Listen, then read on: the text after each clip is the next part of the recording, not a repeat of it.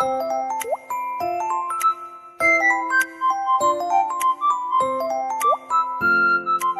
ំរាបសួរក៏សួស្តីអ្នកទាំងអស់គ្នាយើងត្រឡប់មកវិញហើយជាមួយនឹងការសម្រាយសាច់រឿង anime ខ្ញុំរីយ៉ានមុននឹងចូលសាច់រឿងរបស់យើងអ្នកទាំងអស់គ្នាកុំភ្លេចជួយចុច Subscribe ឲ្យខ្ញុំម្នាក់មួយផងដើម្បីទទួលបានវីដេអូថ្មីៗនៅពេលដែលខ្ញុំ upload បន្តទៀតតោះអញ្ចឹងកុំឲ្យអ្នកទាំងអស់គ្នាខាតពេលយូរយើងចូលទៅកាន់សាច់រឿងតែម្ដង Nice ចាប់ផ្ដើមនៃសាច់រឿងមកយើងក៏បានឃើញក្មេងប្រុសម្នាក់កំពុងតែជិះកង់នៅតាមផ្លូវនៅលើភ្នំហើយនៅក្នុងពេលនោះដែរគេក៏បានឃើញភ្លើងអ្វីម្យ៉ាងចេញពីសន្តាគារខ្ពស់មួយគេក៏មិនដឹងដែរថាវាគឺជាអ្វីនៅក្នុងសន្តាគារដែលមានពន្លឺនោះគឺកំពុងតែមានក្មេងស្រីម្នាក់បានចូលលួចវត្ថុដែលមានតម្លៃសន្តិសុខនៅទីនោះក៏បានបញ្ជាឲ្យក្មេងស្រីម្នាក់នោះបញ្ឈប់សកម្មភាពដែរប៉ុន្តែគេមិនខ្វល់ទេហើយក៏ចាប់ផ្ដើមវាយប្រហារទៅវិញយកតែម្ដងក្មេងស្រីម្នាក់ហ្នឹងគឺពិតជាលយមែនតើអ្នកទាំងអស់គ្នាដកក្រណាត់នៅលើខ្លួនចេញហើយក៏ចាប់ផ្ដើមចេញដៃគ្រឿងយន្តទាំងសងខាងនៅលើផ្លូវរបស់នាងគ្រាន់តែបានបង្ហាញដៃជាគ្រឿងយន្តនោះសន្តិសុខទាំងអស់ហ្នឹងក៏បានដឹងដែរថានេះគឺជាក្មេងស្រីដែលចេញមកពីក្រុម Mega OD នឹងឯងដោយមិនចាំយូរក្មេងស្រីម្នាក់នោះក៏បានវាយប្រហារទៅសន្តិសុខនឹងទាំងអស់យកតែម្ដងហក់តវៃមនុស្សទាំងអស់នោះគេពិតជាមានល្បឿនលឿនណាស់អ្នកទាំងអស់គ្នានៅភ្លាមៗនោះក៏មានមនុស្សមួយក្រុមទៀតហើយពួកគេក៏បានប្រើប្រាស់កាំភ្លើងបាញ់ទៅក្មេងស្រីម្នាក់នោះកាំភ្លើងហ្នឹងសម្រាប់បាញ់ Mega OD ហ្នឹងណាអ្នកទាំងអស់គ្នា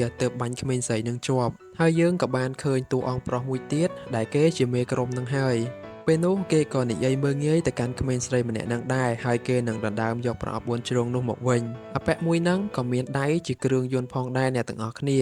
តែមិនត្រឹមតែប៉ុណ្្នឹងទេអាចប្រែទៅជាកាំបិតដ៏មុតស្រួចហើយមានខ្សែផងដែរនៅពេលនោះគេក៏បានយកប្រអប់នោះបានសម្រេចមែនហើយគេក៏បាននិយាយមើលងាយទៅកាន់ក្មេងស្រីម្នាក់នឹងបន្តទៀតថាគ្រឿងយន្តហ្នឹងគឺនាងមិនទាន់ចេះប្រើប្រាស់បានល្អប៉ុន្មានទេតួស្រីមានឈ្មោះថា Murasame Akiហើយតួប្រុសមានឈ្មោះថា Sinis នៅភ្លាមៗនោះពួកគេមិននិយាយអ្វីច្រើនទៀតដែរក៏វាយគ្នាយកតែម្ដងឈុតឆាកនេះពិតជាល្អមើលណាស់អ្នកទាំងអស់គ្នាវាយគ្នាអែមហ្មងណាអាគីនាងព្យាយាមគេចខ្លួនពីកូនចៅរបស់ពួកគេផងហើយនឹងប្រយុទ្ធជាមួយនឹងមេក្រុមផងប៉ុន្តែជាចុងក្រោយពួកគេក៏បានធ្វើឲ្យបំពង់មួយនោះបានបែកចេញគ្រាប់ប្រអប់4ជ្រុងបាត់ទៅហើយវត្ថុមួយនោះវាក៏បានហោះទៅខាងលើយ៉ាងខ្ពស់ហើយក៏បានធ្លាក់ចុះមកក្រោមវិញដែរសាច់រឿងក៏បានកាត់ទៅកាន់នៅថ្ងៃស្អែកវិញម្ដងហើយក៏បានឃើញក្មេងប្រុសម្នាក់ដែលបានជិះកង់កាលពីយប់មិញនឹងឯងគេមានឈ្មោះថា Hikaru Amatsuga ជាតួអង្គពិសេសនៅក្នុងសាច់រឿងរបស់យើងតែម្ដងនៅក្នុងទីក្រុងដែលគេរស់នៅហ្នឹងគឺពិតជាទំនើបណាស់អ្នកទាំងអស់គ្នា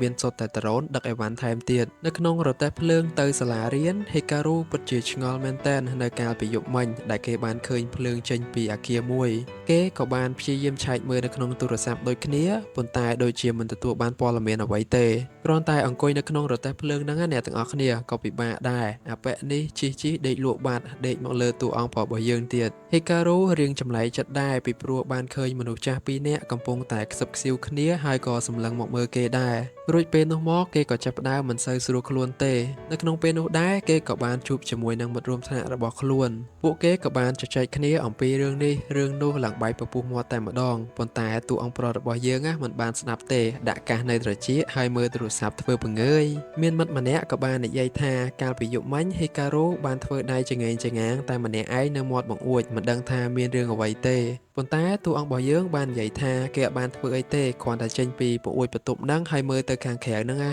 រួចគេក៏បានឃើញពន្លឺចម្លែកអ្វីមួយចេញពីអគារ Kagamiពេលនោះមិនអស់ចិត្តគេក៏បានឡើងទៅភ្នំដើម្បីចាប់ផ្ដើមថតវីដេអូពីពន្លឺភ្លើងនោះក្រោយមកគេក៏បានឃើញពន្លឺភ្លើងតូចមួយធ្លាក់នៅជុំវិញអគារមួយហ្នឹងអ្នកខ្លះគឺមិនជឿនៅអ្វីដែល Hikaru បានបកស្រាយនោះទេហើយសូម្បីតែ Hikaru ឮសំឡេងនៅពេលដែលផ្ទុះហ្នឹងណាក៏មិត្តភ័ក្តិរបស់ពួកគេគ្មាននរណាម្នាក់បានឮដូចគ្នាពេលនោះមិត្តភ័ក្តិរបស់ពួកគេក៏បានសួរថាគេឮសំឡេងបែបណាទៅHikaru ក្រោយពីឮសំឡេងផ្ទុះនឹងហើយគេក៏ឮសំឡេងមាននរណាម្នាក់ហៅគេឲ្យជួយដូចគ្នាគ្រាន់តែឮអញ្ចឹងណាមិត្តភ័ក្តិរបស់ពួកគេឡើងភ្ញាក់ផ្អើលតែម្ដងដោយសារតែពួកគេគិតថាប្រហែលជាសំឡេងខ្មោចលងហើយមើលទៅអញ្ចឹងហើយនៅភ្លាមៗនោះអ្នកទាំងអស់គ្នាតួអង្គប្រុសរបស់យើងក៏បានឮសំឡេងនឹងម្ដងទៀតហើយថាជួយខ្ញុំផង Hikaru មិនចាំយូរគេក៏បានរត់សម្ដៅទៅរកអគារដែលមានសំឡេងមួយនោះក្នុងពេលដែលគេរត់ទៅដល់តំបន់នោះហើយក៏មានសន្តិសុខម្នាក់បានហាមឃាត់គេមិនឲ្យចូលទៅខាងក្នុងកាន់តែជ្រៅនោះទេពីព្រោះម្ចាស់អគារគឺបានហាមឃាត់អញ្ចឹងណាប៉ុន្តែតួអង្គប្រុសរបស់យើងនៅតែឮសំឡេងមានគេហៅឲ្យជួយ ទ្រាំចិត្តអត់បានគេក៏បានរត់ចូលទៅខាងក្នុងតែម្ដងទៅដើរចុះដើរឡើងគេក៏បានទៅដល់កន្លែងដែលបានឮសំឡេងនឹងហើយវាគឺជាប្រអប់4ជ្រុងមួយដែលមានពន្លឺពណ៌លឿងចែងចាំងហើយសំឡេងដែលតួអង្គរបស់យើងបានឮក៏ចេញពីប្រអប់4ជ្រុងនឹងដែរនៅពេលនោះ Hikaru នៅក្នុងចិត្តក៏ភ័យដែរប៉ុន្តែដោយសារតែចង់ដឹងគេក៏បានប៉ះប្រអប់មួយនឹងទៅរួចនៅពេលនោះដែរប្រអប់មួយនឹងក៏បានចេញពន្លឺកាន់តែខ្លាំងហោះឡើងទៅខាងលើរួចក៏បានធ្លាក់ប្រអប់មួយនឹងចុះមកខាងក្រោមចំខ្នងរបស់តួអង្គរបស់យើងចឹងហើយក៏ធ្វើឲ្យផ្ទុះពន្លឺចេញទៅខាងលើពីខ្នងរបស់តួអង្គរបស់យើងតែម្ដងអ្នកទាំងអស់គ្នាអាគីដែលកំពុងតែអង្គុយញ៉ាំអីហ្នឹងក៏បានឃើញពន្លឺមួយនឹងដែរ Hikaru ភ័យដល់កហើយអ្នកទាំងអស់គ្នាចង់លេចនំដាក់ខោនៅខាងក្រោយខ្នងរបស់គេហ្នឹងក៏បានលេចចេញដៃមេកានិកមួយដ៏អស្ចារ្យដែលយើងមើលទៅដៃមួយហ្នឹងក៏មានជីវិតដែរ Hikaru ក៏ឆ្ងល់ថាមានរឿងអីកើតឡើងទៀតឮតែសំឡេងអ្នកនិយាយប៉ុន្តែអត់ឃើញមនុស្សអញ្ចឹងដល់ពេលបានឃើញដៃហ្នឹងឡើងភ្ញាក់ផ្អើលតែម្ដងដៃមេកានិកមួយហ្នឹងក៏បាននិយាយមកកាន់គេថាគាត់ពិតជាអរគុណដែលបានជួយសង្គ្រោះគាត់ហើយគាត់នឹងមិនភ្លេចគុណតួអង្គរបស់យើងឡើយពេលនោះគាត់រៀបនឹងប្រាប់ឈ្មោះហើយប៉ុន្តែ Hikaru ក៏បានដេញដៃមេកានិកនឹងចេញដោយសារតែគេខ្លាចពេកប៉ុន្តែទាញមកចេញអ្នកទាំងអស់គ្នាដោយសារតែដៃមួយហ្នឹងគឺជាប់ជាមួយនឹងអាវក្រៅរបស់តួអង្គរបស់យើងបាត់ទៅហើយក្នុងពេលដែលពួកគេកំពុងតែប្រកែកគ្នាហ្នឹងក៏លេចចេញដ្រូនមួយហើយវាមកហ្នឹងគឺដើម្បីស្វែងរកដៃគូប្រកួតរបស់វានឹងឯង Hikaru គិតថាដៃមេកានិកហ្នឹងជារបស់ក្រុមហ៊ុន Kagami រួចគេក៏បានដោះអាវដើម្បីទុកដៃមួយហ្នឹងនៅកន្លែងហ្នឹងតែម្ដងភ្លាមៗនោះដ្រូនមួយហ្នឹងក៏បានវាយប្រហារមកកាន់ពួកគេអញ្ចឹងហើយ Hikaru នៅធ្វើអីទៀតដាក់មេប្រូចហើយរត់យកតែម្ដងអ្នកទាំងអស់គ្នាហើយសំខាន់អាដៃមេកានិកហ្នឹងក៏តោងអាវរបស់ Hikaru មកតាមដែរដៃមេកានិកហ្នឹងក៏បាននិយាយថាកុំតែចោលខ្ញុំអីខ្ញុំគឺជាមិត្តរបស់ឯងណារត់ផងប្រកែកគ្នាផង Hikaru ឡើងចេញលេអូបាត់ទៅហើយអ្នកទាំងអស់គ្នាដោយសារដៃមេកានិកហ្នឹងតោងខ្លាំងពេកដៃមេកានិកមួយហ្នឹងក៏បានឲ្យ Hikaru ត្រៀមខ្លួនប្រយុទ្ធទៅយើងមិនអាចសម្រាកបានទេពីព្រោះដ្រូនមកច្រើនណាស់អញ្ចឹងហើយដៃមេកានិកហ្នឹងក៏បាននិយាយទៅកាន់តួអង្គប្រុសរបស់យើងឲ្យសហការជាមួយនឹងគាត់ទៅដើម្បីអាចរត់បានទាំងអស់គ្នាសាច់រឿងក៏បានកាត់មកកាន់នៅក្នុងសន្តាគារ Kagami វិញម្ដងពួកគេក៏បានដឹងថាដៃមេកានិកមួយហ្នឹងកំពុងតែពាក់ព័ន្ធជាប់ជាមួយនឹងមនុស្សហើយគ្រាន់តែឮអញ្ចឹងអ្នកខ្លះនៅទីនោះគឺមិនពេញចិត្តនៅរឿងហ្នឹងទេហើយអ្នកខ្លះទៀតក៏គិតថារឿងមួយហ្នឹងវាកំពុងតែកាត់ឡើងម្ដងទៀតហើយពួកគេក៏កំពុងតែស៊ើបអង្កេតបន្ថែមទៅក្មេងប្រុសម្នាក់ហ្នឹងបុរសដែលមានសក់ពណ៌សហើយលាយជាមួយនឹងសក់បៃតងតិចហ្នឹងគឺជាប្រធាននៅអគារនេះតែម្ដងអ្នកទាំងអស់គ្នានៅក្នុងស្ថានភាពនេះហើយពួកគេនឹងទៅរកដៃមេកានិកនឹងត្រឡប់មកវិញមិនខ្វល់ថាវាមានពាក់ព័ន្ធជាមួយនឹងមនុស្សឡើយកាត់មកកាន់ Hikaru វិញកំពុងតែរត់គេចពីដ្រូនទាំងអស់ហ្នឹងហើយជាមួយនឹងដៃមេកានិកពេលហ្នឹងឆ្លៀតប្រកែកគ្នាទៀតអ្នកទាំងអស់គ្នាយ៉ាប់ហ្មងព្រោះ Hikaru រត់តែឯងចំណែកដៃមេកានិកគ្មានជួយអីសោះតួអង្គរបស់យើងក៏បានសួរគាត់ដែរថាគាត់ជាអ្វីឲ្យពិតប្រាកដទៅនៅពេលនោះដែរគាត់រៀបនឹងប្រាប់ឈ្មោះហើយតែមិនអាចប្រាប់បានវិញឥឡូវនេះគាត់គ្រាន់តែដឹងថា Hikaru គឺចិត្តល្អជាមួយគាត់ណាស់សំខាន់ដៃមេកានិកនឹងអួតខ្លួនឯងដែរហ្នឹងណាហើយក៏បានសួរឈ្មោះរបស់តួអង្គរបស់យើងដែរតែ Hikaru មិនខ្វល់ផងដើរទៅមុខបាត់ទុកដៃមេកានិកនឹងនៅម្នាក់ឯងនិយាយច្រើនពេកគាត់ក៏បានហាមឃាត់តួអង្គរបស់យើងដែរដោយសារតែឥឡូវហ្នឹងពួកគេអាចនឹងនៅក្នុងស្ថានភាពគ្រោះថ្នាក់អញ្ចឹងណា Hikaru គិតថាគ្មានគាត់ក៏មិនអីដែរអញ្ចឹងក៏ដើរទៅមុខមកទៅចិត្តណាច់ណាស់អ្នកទាំងអស់គ្នាតួអង្គរបស់យើងតែដៃមេកានិកហ្នឹងក៏បានមកតាម Hikaru ដែរទៅរត់តាមគេផងសុំវល់គេផងមើលទៅអាណិតដៃមេកានិកហ្នឹងណាដៃមេកានិកហ្នឹងក៏បាននិយាយថាដាច់ខាត Hikaru ត្រូវតែនៅជាមួយគាត់ហើយមិនដឹងធ្វើម៉េច Hikaru ក៏សម្រេចចិត្តយកអាវមួយនោះពាក់នៅលើខ្លួនហ្មងទៅពាក់អាវមួយហ្នឹងមិនទាន់រួចរាល់ផងក្រុមដ្រូនក៏បានមករកពួកគេឃើញទៀតហើយពេលហ្នឹងដៃមេកានិកក៏បាននិយាយថាឥឡូវសារឲ្យខ្ញុំរត់វិញម្ដងគេរត់ឡើងចម្លែកតែម្ដងអ្នកទាំងអស់គ្នាឡើងតួអង្គរបស់យើងក្លាប់ចាក់អស់ហើយស្រែកផងប្រាប់ឲ្យឈប់ផងតែនៅតែទៅមុខទៀតចុះមិនចម្លែកម៉េចបើដៃមួយនឹងមានតែមួយខាងហ្នឹងហើយហក់លោតដូចកែបសំខាន់រត់លឿនទៀតអ្នកទាំងអស់គ្នាហក់ចុះហោះឡើងអស្ចារ្យហ្មងនៅក្នុងតំបន់មួយហ្នឹងយើងក៏បានឃើញថាស៊ីននេះក៏កំពុងតែតាមមើល Hikaru ដែរមិនមែនតែគេទេសូម្បីតែអាគីក៏ឃ្លាំមើលតួអង្គរបស់យើងដែរសំខាន់ក៏ប្រាប់ផ្លូវគ្នាទៅវិញទៅមកទៀតគឺដោយសារតែម្នាក់ចង់បានដៃមេកានិកហ្នឹងអ្នកទាំងអស់គ្នាកាត់មកកាន់តួអង្គរបស់យើងវិញឥឡូវគេជាអ្នករត់វិញម្ដងដោយសារតែមិញហ្នឹងដៃមេកានិករត់ហ្នឹងគេពិបាកក្នុងខ្លួនពេក ភ្លាមៗនោះអាគីក៏បានចេញមករារាំងហេការុហើយនឹងដ្រូនទាំងនោះហើយនៅភ្លាមៗហ្នឹងនាងក៏បានបញ្ចេញដៃទាំងសងខាងនៅផ្លូវរបស់នាងដើម្បីវាយប្រហារទៅកាន់ដ្រូនទាំងអស់នោះតែម្ដងអ្នកទាំងអស់គ្នាតែមួយក្បាច់ទេដ្រូនហ្នឹងគ្មានសល់អាគីក៏បានហៅឈ្មោះរបស់ដៃមេកានិកហ្នឹងថាអាល់ម៉ារួចក៏បានគម្រាមទៅតួអង្គរបស់យើងថានៅឲ្យស្ងៀមតាហ៊ានតែកម្រើកដឹងតែស្លាប់ហ៎អាល់ម៉ាគាត់ក៏ភ្ញាក់ផ្អើលដែរគ្រាន់តែបានឮឈ្មោះរបស់ខ្លួនឯងពេលនោះដែរដៃមេកានិករបស់អាគីឆ្លុះគ្នាទៀតអ្នកទាំងអស់គ្នាហើយស៊ីននេះក៏បានមកដល់ទីនេះដែរគឺដើម្បីសងសឹកកាលពីម្សិលមិញជាមួយនឹងអាគីក៏ប៉ុន្តែនាងមិនចង់មានគំនុំគុំគួនជាមួយនឹងស៊ីននេះទេពងតានិយាយគ្នានឹងហេការុនិងអាល់ម៉ាលួចរត់បដ ாய் ពេលនោះអាគីចង់ដេញតាមដែរតែស៊ីននេះនៅតែចង់សងសឹកឲ្យខ្លួនឯងវិញរួចក៏វាយអាគីយកតែម្ដងអ្នកទាំងអស់គ្នាចំណែកឯហេការុរត់ចុះរត់ឡើងក៏បានមកជួបជាមួយនឹងដ្រូនទៀតហើយហេការុខកខ្លួនហើយដែលបានមកតាមសម្លេងហៅឲ្យជួយនោះពេលនោះដែរអាល់ម៉ាក៏និយាយថាទុកឲ្យគាត់ជាអ្នកដោះស្រាយរឿងនឹងវិញទៅហើយទុកឲ្យគាត់នៅនឹងហ្មងទៅពីព្រោះហេការុគឺជាមនុស្សល្អជាអ្នកជួយគាត់អញ្ចឹងគាត់មិនចង់ឲ្យមនុស្សល្អដូចជាហេការុហ្នឹងមកជួបរឿងឈឺចាប់មួយហ្នឹងទេ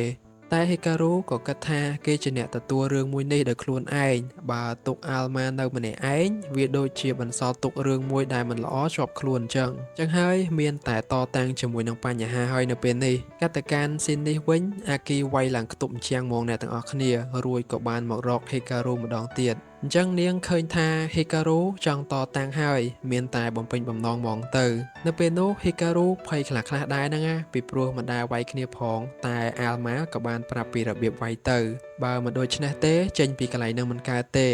មិនក៏បានដែររត់ទៅខាងមុខឲ្យលឿនរួចហេការុក៏បានរត់មែនអ្នកទាំងអស់គ្នាក្នុងពេលនោះអាល់ម៉ាក៏បានបុកទៅនឹងដីដើម្បីឲ្យហេការុនឹងហោះឡើងទៅខាងលើរួចនៅពេលដែលហោះឡើងទៅខាងលើហ្នឹងអាល់ម៉ាក៏បានពង្រីកខ្លួនកាន់តែធំវាយទៅអាគីយកតែម្ដងមួយដៃនេះពិតជាមិនធម្មតាទេអាគីកប់នឹងដីយកតែម្ដងសាហាវណាបានឃើញឱកាសល្អហើយហេការុដាក់មេប្រូចបដ ாய் ពួកគេក៏បានប្រាប់ឈ្មោះខ្លួនឯងហ្នឹងទៅវិញទៅមកឲ្យស្គាល់គ្នា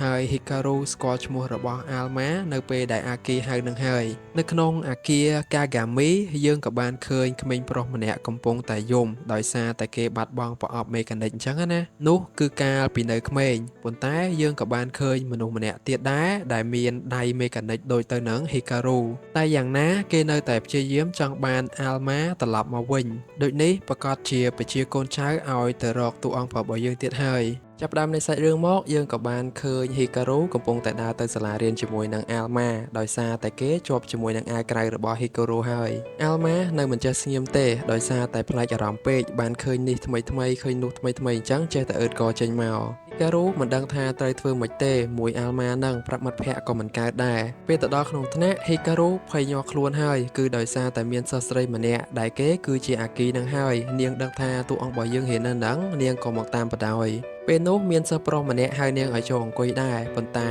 អាគីសម្លឹងមើលតែហេការុទេភ្លាមនោះនាងក៏បានលើកតុទៅដាក់នៅចិត្តតួអង្គរបស់យើងយកតែម្ដងរីករាយដែលបានស្គាល់អ្នកអាគ្នានេះភ័យឡើងស្លន់ស្លោអស់ហើយអំឡុងពេលដែលពួកគេអង្គុយរៀននោះក៏មានក្មេងស្រីម្នាក់និងក្មេងប្រុសម្នាក់កំពុងតែតាមដានហេការុដូចគ្នាចែសក់លឿងនេះមើលក៏ចាប់អារម្មណ៍កូនប្រុសគេតែគ្នានាងម្នាក់ទៀតក៏បាននិយាយថាគោលដៅរបស់យើងគឺចង់បានដៃមេកានិកមិនមែនមកលងស្នេហ៍កូនប្រុសគេទេណាគេនិយាយត្រូវចំណុចចាប់ផ្ដើមតែក្តិចគេហើយយ៉ាប់ហ្មងម្នាក់ហ្នឹងប៉ុន្តែចែដែលមានសក់ពណ៌លឿងហ្នឹងគឺធ្វើការម៉ត់ចត់ជាងម្នាក់ទៀតគេមិនប្រកាន់ទេទោះបីជាមនុស្សបែបណាក៏ដោយឲ្យតែបានផលប្រយោជន៍ត្រឡប់មកវិញគឺនាងធ្វើគ្រប់យ៉ាងតែម្ដងចែសក់លឿងនេះមានឈ្មោះថា Thurs ចំណែកឯម្នាក់ទៀតមានឈ្មោះថា Warnerកាត់មកកាន់នៅក្នុងបន្ទប់ទឹកវិញហេការុស្មានមកដល់ថាអាគីតាមគេមកដល់ក្នុងសាលារៀនទេគេមិនដឹងថានាងមានគោលបំណងអ្វីទេទើបមកដល់សាលានឹងដែរហើយអាល់ម៉ាក៏ចង់ឲ្យតួអង្គរបស់យើងនឹងទៅនិយាយជាមួយនឹងនាងដែរអាល់ម៉ាគិតថាកាលពីម្សិលមិញដែលពួកគេវាយគ្នាហ្នឹង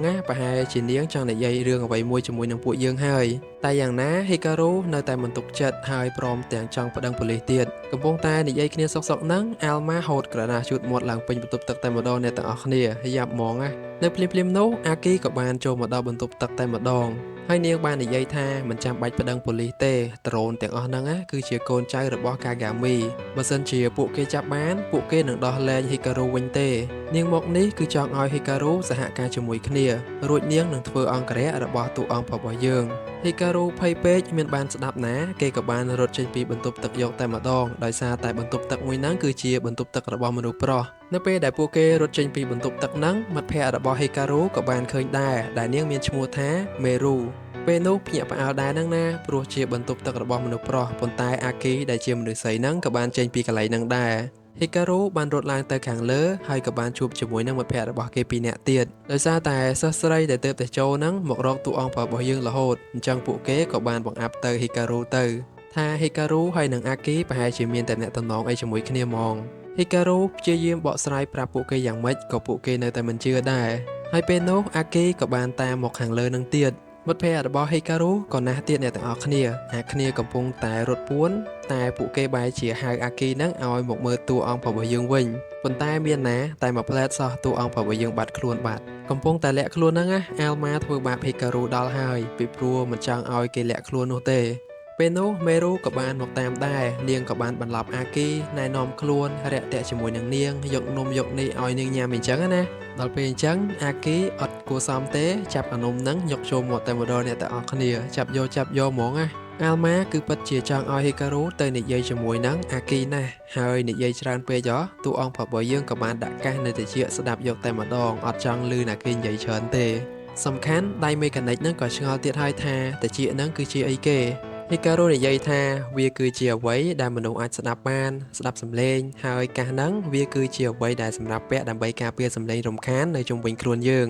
កតកាន់ Aki វិញតតែ Meru រំលឹកឈ្មោះរបស់ Hikaru ទើបនាងដឹងថាឥឡូវហ្នឹងនាងកំពុងតែតាមស្វែងរកគេដោយសារតែនាងចង់រក Hikaru អញ្ចឹងហើយ Meru ក៏មានវិធីសាស្ត្រដើម្បីជួយនាងតាមពិត Meru ធ្វើជាមេព្រាបនាំសារឲ្យគេសោះនាងចង់ឲ្យ Hikaru ទៅជួបឬក៏និយាយគ្នាជាមួយនឹង Aki នៅអគារសាលាចាស់មួយដែលគេបោះបង់ចោលពីព្រោះនៅកន្លែងនោះគឺវាស្ងាត់ល្អ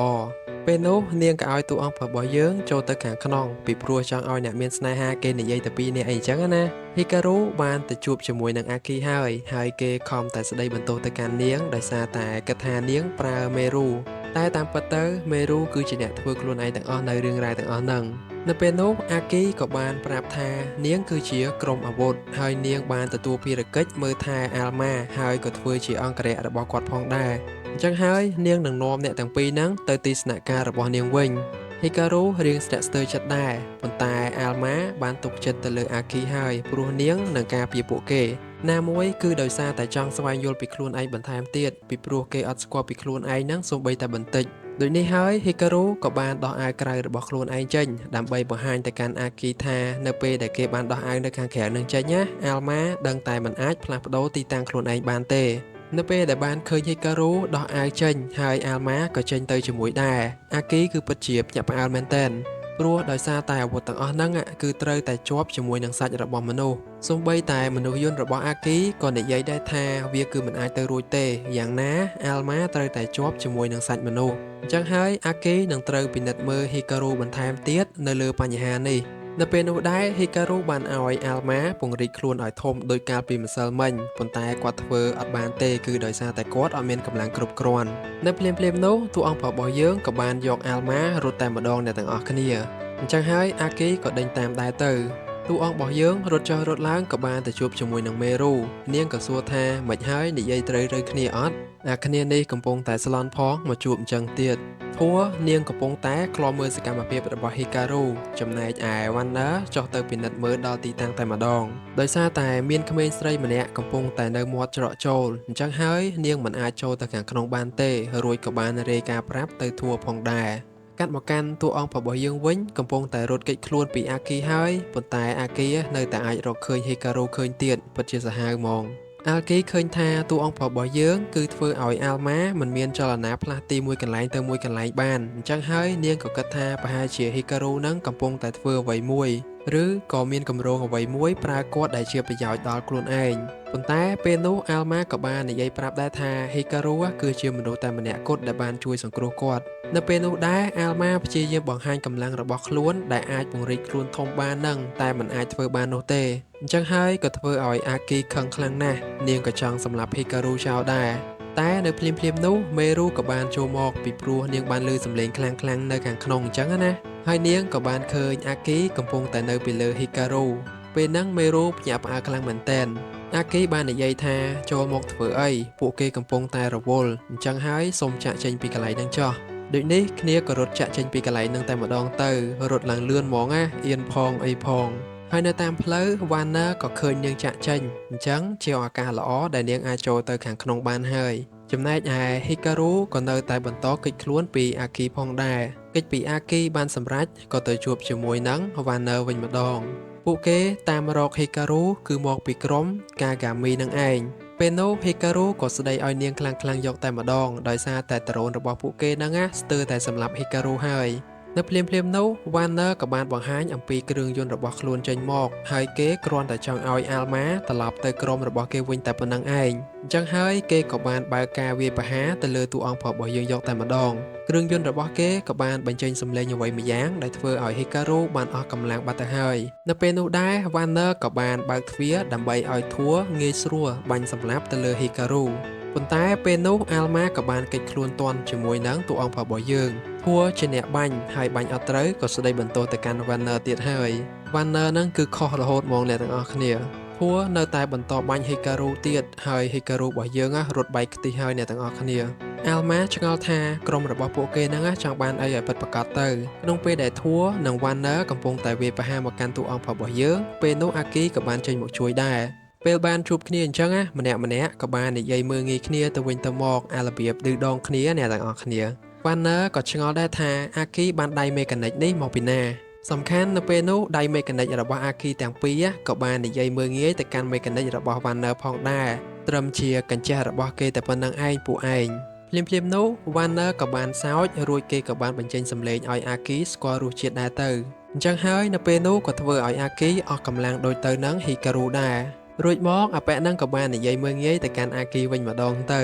អាគីក៏បានឲ្យតួអង្គរបស់យើងនិង Alma រត់និងរកកន្លែងលាក់ខ្លួនសិនទៅទុកឲ្យនាងជាអ្នកប្រយុទ្ធ Hikaru ក៏បានបារម្ភពីនាងដែរប៉ុន្តែដើម្បីការពារ Alma គេក៏បានរត់រកកន្លែងលាក់ខ្លួនដែលមានសុវត្ថិភាពសិន Hikaru រត់គេចបានហ្នឹងគឺដោយសារតែធัวកំពុងតែស្ដីបន្ទោសទៅកាន់ Warner នឹងហើយធ្វើឲ្យគេបែកអារម្មណ៍អញ្ចឹងណាក្នុងពេលនោះដែរ Warner ក៏បានដកអាវុធរបស់ខ្លួនរួចគេក៏បានវាយប្រហារទៅកាន់អាគីយកតែម្ដងកាត់មកកាន់តួអង្គរបស់យើងវិញ Alma ពិតជាចង់ទៅជួយអាគីណាស់ប៉ុន្តែ Hikaru ក៏និយាយថាអាគីឲ្យយើងរត់ហើយអញ្ចឹងមានតែរត់លាក់ខ្លួនសិន Hikaru នៅតែមិនព្រមពេលនោះ Alma ក៏សម្រេចចិត្តទៅជួយនាងតែម្នាក់ឯងហ្មងទៅអញ្ចឹងហើយក្នុងស្ថានភាពបែបនេះ Hikaru ក៏មិនចង់យកស្រួលតែឯងដែរមានតែត្រឡប់ទៅជួយគេវិញដោយសារតែ Alma ពិបាកក្នុងការផ្លាស់ទីពេកដូចនេះតួអង្គរបស់យើងក៏បានសម្រេចចិត្តទៅជាមួយនឹងគេហ្មងទៅHikaru ដឹងថាសត្រូវមានសម្លេងដើម្បីបង្ក្រាបពួកគេអញ្ចឹងហើយគេក៏មានតែដាក់កាសនៅត្រចៀកដើម្បីកុំឲ្យឮសម្លេងទាំងនោះចំពោះធัวឃើញថា Warner ធ្វើឲ្យរឿងទាំងអស់ហ្នឹងវារញ៉េរញ៉ៃពេកនាងក៏ចាប់ផ្ដើមចោះទៅមើលដោយខ្លួនឯងតែម្ដងគ្រឿងយន្តរបស់នាងគឺពិតជាទំនើបមែនក្រៅពីអាវុធក៏អាចធ្វើឲ្យនាងហោះបានដែរចំណែកឯអាគីវិញត្រូវបាន Warner ចាប់ខ្លួនបានបាត់ទៅហើយពីរអ្នកហ្នឹងជួបគ្នាអញ្ចឹងនៅតែនិយាយពាក្យឌឺដងគ្នាទៅវិញទៅមកទៀតអ្នកទាំងអស់គ្នាក្នុងពេលដែលពួកគេបានជួបជាមួយនឹងធัวហើយ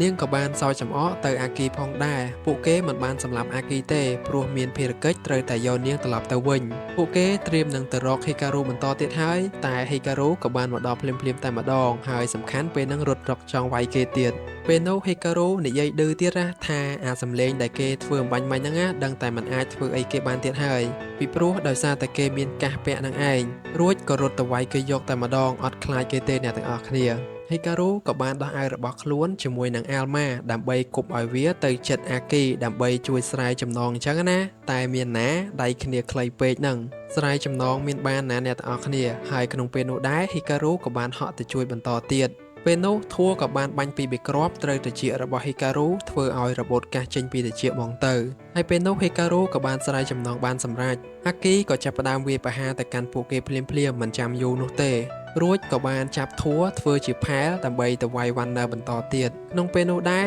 ធัวក៏បានឲ្យ Warner ហ្នឹងបាញ់អាសំលេងហ្នឹងមក Warner ក៏បានបាញ់សំលេងហ្នឹងមែនរួចក៏ចំជាមួយនឹងធัวឡើងស្លេកមុខស្លេកមាត់គ្នាអស់ហើយអ្នកទាំងអស់គ្នា ពេលនោះមួយដៃរបស់អាគីពិតជាអែមខ្លាំងណាស់មួយដៃហ្នឹងគឺប៉ើងដោយកระดาษអញ្ចឹងក្រោយពីនោះអាគារមួយហ្នឹងក៏បានចាប់ផ្ដើមរលំពីព្រោះពួកគេបំផ្លាញអស់ហើយពេលនោះធัวក៏ហោះទៅម្នាក់ឯងមិនបានយក Warner ទៅជាមួយទេតែយ៉ាងណា Warner នៅតែសរសើរនាងទៀតក្នុងពេលដែល Hikaru សន្លប់ហ្នឹងមេក្រុមអាវុធរបស់អាគីក៏បានមកដល់ដែររួចមកសាច់រឿងក៏បានកាត់ទៅកាន់ទីកន្លែងដែលរក្សានៅដៃមេកានិកប៉ុន្តែត្រូវគេលួចវាបាត់ទៅហើយយើងក៏បានឃើញក្មេងប្រុសម្នាក់កំពុងតែមានថាមពលអ្វីម្យ៉ាងនៅក្នុងខ្លួនរបស់គេសូម្បីតែសក់ក៏ផ្លាស់ប្ដូរពណ៌ដូចគ្នាសាច់រឿងក៏បានកាត់មកកាន់ Hikaru និង Alma ដោយពេលនោះពួកគេកំពុងតែនៅក្នុងអង្គការមួយប្រឆាំងនឹងក្រុម Kagami ពួកគាត់ក៏បានស្វាគមន៍ហើយពួកគាត់ក៏បានបង្ហាញប្រាប់ដែរថាគេប្រើដ្រូនហើយនឹងមនុស្សគឺដើម្បីលួចយក Mega OD នឹងហើយក៏ឲ្យមនុស្សទាំងអស់នោះធ្វើជាទាសករយកតែម្ដងក្រុមរបស់គាត់គឺជាស្ថាប័នមួយដែលចេញមកពី Kagami ផងដែរតែឥឡូវនេះប្រែជាក្រុមអាវុធហើយម្នាក់នេះគឺជាមេក្រុមអាវុធនេះតែម្ដងហើយគេមានឈ្មោះថា Alchis ដៃមេកានិករបស់គាត់មានឈ្មោះថា Fit រូបរាងដៃមេកានិករបស់គាត់ដូចទៅនឹង Alma ណាស់អ្នកទាំងអស់គ្នាហើយ Alma ជាប្អូនប្រុសរបស់ Fit នឹងហើយគ្រាន់តែ Alma មិនចាំអ្វីទាំងអស់ហើយក្រុមរបស់ពួកគេនឹងគ្រាន់តែចង់បាន Hikaru និង Alma ធ្វើជាជំនួយជាប្រយោជន៍ដល់មនុស្សជាតិទេនៅភ្លាមនោះ Alma ពិតជាចង់ចូលរួមជាជំនួយណាស់តែ Hikaru មិនសូវចង់ប៉ុន្មានទេរៀងស្ទាក់ស្ទើរចិត្តដែរអញ្ចឹងណាក៏ប៉ុន្តែពួកគេត្រូវការតែថាមពលរបស់ Alma តែប៉ុណ្ណោះ Hikaru វិញមិនបាច់ត្រូវការក៏បានដែរដល់ពេលអញ្ចឹងតួអង្គរបស់យើងនឹងកៀងដែរនឹងណាអ្នកទាំងអស់គ្នាចាប់ផ្ដើមនៃសាច់រឿងមកយើងក៏បានឃើញក្មេងប្រុសម្នាក់កំពុងតែដើរនៅតាមផ្លូវរួចក៏និយាយតាក់ទងទៅនឹង Alma ផងដែរហើយនៅពេលនោះដែរគេក៏បានជួបជាមួយនឹងក្មេងប្រុសម្នាក់ទៀតដែលជាក្មេងប្រុសដែលមានសក់ពណ៌បៃតងនេះឯងក្មេងដែលមានសក់ពណ៌បៃតងនេះក៏បានសួរថាតើឯងជាអ្នកប្រើប្រាស់ Mega OD ដែរមែនរួចសាច់រឿងក៏បានកាត់ទៅកាន់ Hikaru និង Aki ដែលពួកគេកំពុងតែនិយាយគ្នាអំពីការពិសោធន៍ខ្លួនរបស់ Hikaru នៅក្នុងខ្លួន Hikaru មានចិត្តមួយដែលអាចធ្វើឲ្យ Mega OD ដំណើរការបានប៉ុន្តែ Mega OD ក៏ត្រូវតែមានមនុស្សកាន់វាដែរអញ្ចឹងយើងបានដឹងហើយថា Alma រស់ឡើងវិញគឺដោយសារតែ Hikaru នឹងឯងក៏ប៉ុន្តែគាត់បានបាត់បង់ការចងចាំហើយមិនបានជាប់ជាមួយនឹងសាច់មនុស្សទៀតបែរជាទៅជាប់ជាមួយនឹងអាវរបស់ Hikaru អញ្ចឹងហើយក៏ធ្វើឲ្យ Alma មិនអាចបញ្ចេញថាមពលរបស់គាត់ឥឡូវនេះពួកគេឲ្យ Hikaru មើលថែ Alma បន្តទៀតប៉ុន្តែហាមធ្វើអ្វីលើគាត់លើសនឹងពេលនោះ Alma ក៏បាននិយាយថា Hikaru អាចបញ្ចេញថាមពលនឹងបានតាឲ្យតែគាត់តាំងចិត្ត Hikaru គឺជាមនុស្សម្នាក់ដែលចិត្តល្អដែលជួយគាត់បើមិនមាន Hikaru ទេប្រហែលជាថ្ងៃនេះគាត់មិនមានពាក្យអ្វីនិយាយនៅនឹងទេអាគីក៏បានបន្ថែមថា Hikaru អាចទាញថាមពល Alma បានយ៉ាងពិតប្រាកដមែនដូចនេះហើយនាងក៏បានសម្រេចចិត្តយក Hikaru មកវឹកហាត់បន្ថែមទៀតដោយខ្លួននាងចឹងហើយបានយើងឃើញ Alma និង Hikaru កំពុងតែហាត់មែនឡើងចម្លែកតែម្ដងអ្នកទាំងអស់គ្នាមែនតើទៅអ្នកដែលហាត់គឺ Alma នឹងហើយចំណែកឯ Hikaru វិញមានតែដេកធម្មតានឹងតែ Hikaru មិនអាចប្រកែកនឹង Aki ទេពីព្រោះនេះគឺជាបញ្ជាហើយនៅភ្លាមនោះដែរខាងក្រុមអាវុធក៏បានហៅពួកគេឲ្យទៅដឹងរឿងមួយដែលមានអ្នកដក Mega OD ហ្នឹងចេញពីខ្លួនមនុស្សគឺមានគេលួចវាចេញពីសាច់មនុស្សអ្នកទាំងអស់គ្នា Alchis ក៏បាននិយាយថាប្រហែលមកពីគ្នារបស់ Kagami ហើយអញ្ចឹងត្រូវតែយកមកវិញឲ្យលឿនតាមដែលអាចធ្វើទៅបាន Mega OD ហ្នឹងបើសិនជាដកចេញពីមនុស្សដោយបង្ខំមនុស្សម្នាក់ហ្នឹងប្រហែលជាស្លាប់ហើយអ្នកទាំងអស់គ្នាវាហាក់បីដូចជាមនុស្សហើយនឹង Mega OD ហ្នឹងផ្សារជាប់គ្នាផ្សារជាប់ជាមួយនឹងចិត្តគ្នាអញ្ចឹងណាប៉ុន្តែមានតែ Hikaru ទេដែលអាចដកចេញបានពីព្រោះ Alma ជាប់ជាមួយនឹងអាវហ្នឹងតែយ៉ាងណា Alchis មិនអាចឲ្យបាត់បង់ Alma បាននោះទេអាគីយើងមើលទៅនាងគឺដឹងច្រើនណាស់តែ Alchis មិនឲ្យនាងខ្វល់ខ្វាយទេដឹងត្រឹមថាមើលថា Hikaru ហើយនឹង Alma ទៅបានហើយសាកសពដែលអាគីបានមើលហ្នឹងនាងគឺបានដឹងច្បាស់ហ្មងថាវាមកពីប្រភេទដង្កូវមិនមែនប្រភេទដង្កូវធម្មតាទេអ្នកទាំងអស់គ្នាវាក៏ជា Mega OD ដែរប៉ុន្តែប្រភេទដង្កូវអញ្ចឹងណាដែលគេហៅថា Mega OD Worm សាច់រឿងក៏បានកាត់ទៅកាន់ក្រុមរបស់ Kagami វិញដែលពួកគេកំពុងតែគិតអំពីមនុស្សម្នាក់ដែលមានឈ្មោះថា Jun Sama ពីព្រោះដោយសារតែគេបានប្រើ Mega OD សម្បត្តិនិមិត្តហើយលែងហ៊ានមកចូលក្រុម Kagami ទៀតតិចទៀតអ្នកទាំងអស់គ្នានឹងដឹងហើយថាម្នាក់ដែលឈ្មោះ Jun ហ្នឹងគឺជាអ្នកណាសមាជិកម្នាក់ទៀតក៏បាននិយាយទៅនឹងមនុស្ស2នាក់ដែលបានវាយប្រហារទៅកាន់ Hikaru ផងដែរដែល2នាក់ហ្នឹងយើងបានឃើញតាំងពីភាគ2អ្នកទាំងអស់គ្នារួចមកសាច់រឿងក៏បានកាត់ទៅកាន់ Hikaru ហើយនឹង Aki នាងចង់ស៊ើបនៅរឿងដែល Alchis ហ្នឹងមិនឲ្យធ្វើទេប៉ុន្តែនាងត្រូវតែធ្វើហើយ ហើយ Hikaru វិញក៏មិនចង់រញ៉េរញ៉ៃដែរតែធ្វើម៉េចបើយើងដើរតាមគេហើយនឹងក្នុងពេលនោះដែរពួកគេក៏បានឃើញក្រុមមួយទៀតដែលក្រុមហ្នឹងគឺពាក់ឈុតពណ៌សក្រុមរបស់ពួកគេហ្នឹងកំពុងតែស្វែងរកក្មេងប្រុសម្នាក់ទៀតដែរពីព្រោះក្មេងប្រុសម្នាក់នោះគឺជាប្រធានាធិបតីប្អូនប្រុសតូចរបស់កាកាមីនឹងហើយក្រុមរបស់ពួកគេមានឈ្មោះថា